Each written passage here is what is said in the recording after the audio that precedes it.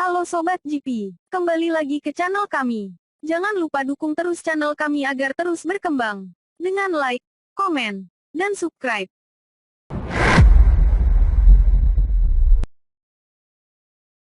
MotoGP Mandalika di sirkuit Mandalika yang merupakan seri kedua MotoGP 2022 sudah di depan mata.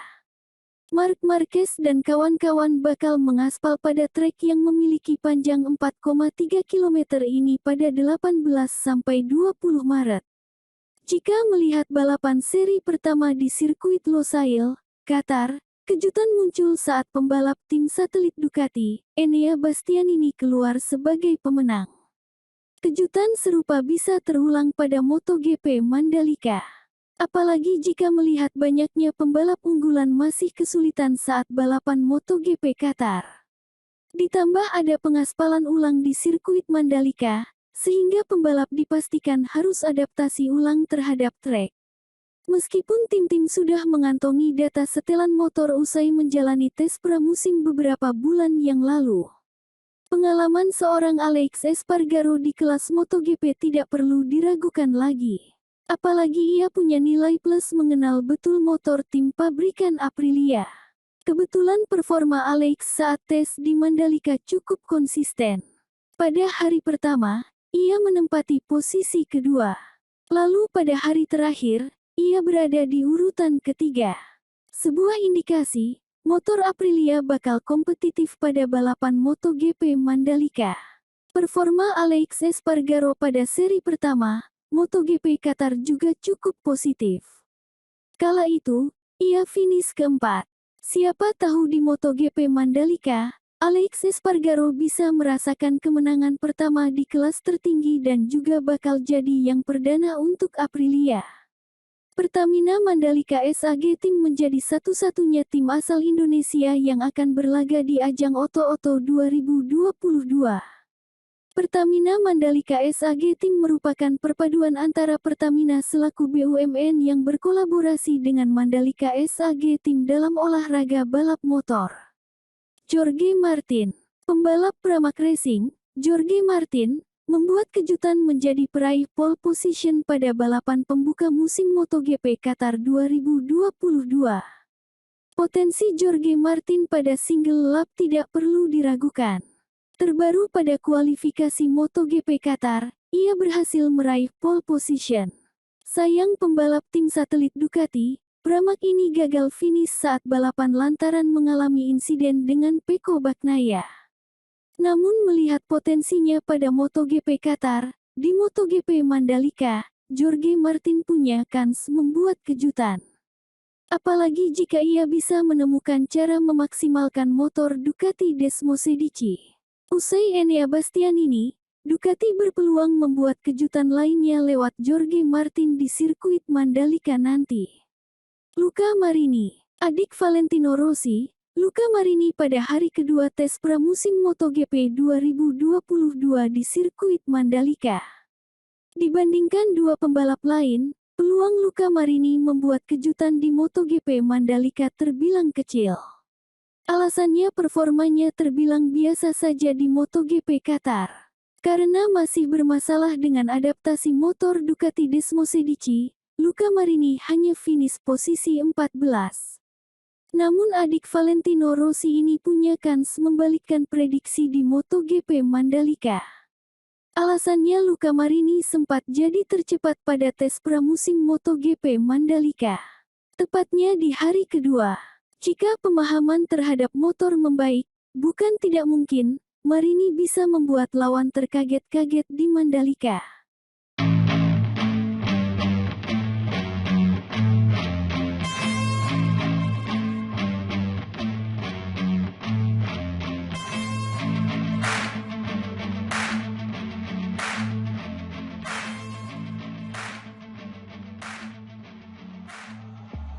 Halo Sobat GP, kembali lagi ke channel kami. Jangan lupa dukung terus channel kami agar terus berkembang. Dengan like, komen, dan subscribe.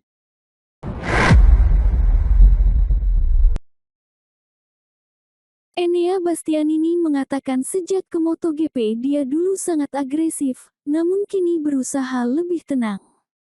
Bagi tim Gresini dan Enea Bastianini, kemenangan yang diraih di GP Qatar merupakan kepuasan yang luar biasa.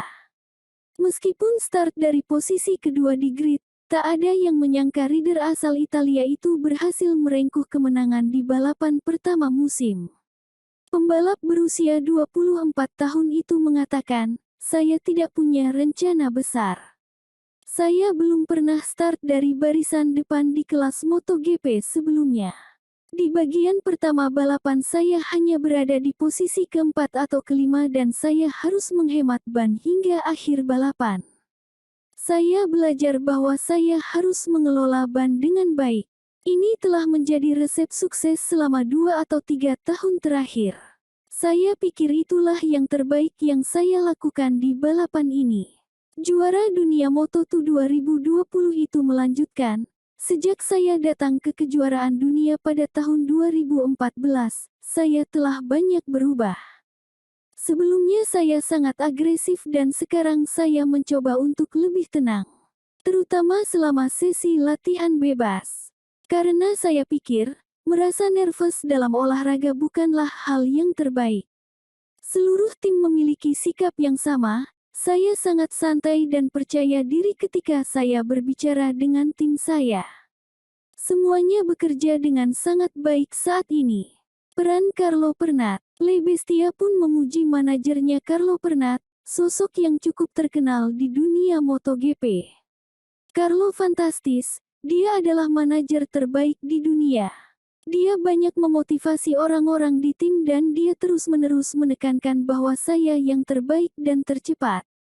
Dia pria yang sangat hebat, imbuh rider yang meraih 2 podium di musim rookie-nya itu." Sebagai pemimpin klasemen kejuaraan dunia, pembalap Ducati dari tim Gresini itu menghadapi GP Indonesia untuk balapan kedua. Sebelumnya, rombongan MotoGP pernah menjajal di sirkuit Mandalika untuk tes pramusim pada bulan Februari, ketika Bastianini berakhir di tempat ke-13 dalam daftar waktu gabungan selama 3 hari. Meski demikian, dia menegaskan tidak berada di bawah tekanan. "Saya tidak memiliki tekanan di tim saya karena saya tidak berada di tim pabrikan, dan saya yakin pembalap lain merasakan lebih banyak tekanan dengan 22 motor di lintasan. Itu bisa di masa depan, tetapi saat ini saya tidak memiliki pedoman utama," pungkas rekan setim Fabio Di Gianantonio itu.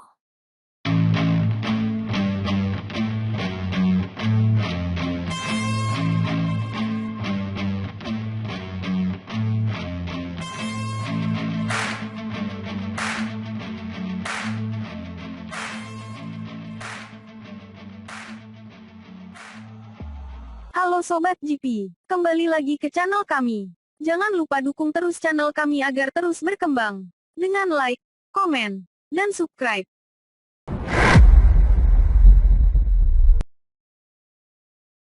Franco Morbidelli sudah mendekati potensi maksimum motor M1 2022-nya di seri pembuka musim MotoGP 2022 di Qatar dengan waktu tempuh RACE 42/29,910. Yang menarik adalah catatan waktu balapannya nyaris tidak bisa mengalahkan kecepatan di GP Qatar 2 tahun 2021 dengan motor yang lebih tua M1 2019 yang dia pakai saat di Petronas dengan waktu 42/29,784. Sementara Fabio Quartararo di mana tahun ini dia melahap 22 lap dengan waktu 42/23,741, dulu saat dia menang di Qatar dengan waktu 42/23,997, tidak ada peningkatan signifikan. Sementara Enea Bastianini, Ducati GP21, lebih cepat 10 detik dari catatan waktu tahun lalu. Morbidelli mencatatkan lap tercepat di antara rider Yamaha pukul 1:54.853 dalam balapan, lebih cepat dari Quartararo. Top speed Morbidelli 349,5 km per jam juga merupakan yang terbaik dari para pembalap Yamaha. Masih ada potensi M1 terbaru yang belum keluar. Kita lihat lagi di Mandalika. Dibandingkan GP Qatar tahun lalu, banyak yang berubah dari Franco Morbidelli. Sekarang di tim pabrikan, motor baru M1 2022, belum lagi ligamen yang sudah semakin membaik setelah operasi di lutut kirinya. Namun melihat situasi rekan setimnya Fabio Quartararo, waktu tempuh balapannya hampir sama dengan tahun 2021. Pembalap Italia itu menyelesaikan balapan sebanyak 22 lap dengan waktu 0,126 detik lebih lambat dari tahun lalu. Masalahnya adalah waktu Enea Bastianini lebih cepat 10 detik dari pemenang tahun lalu.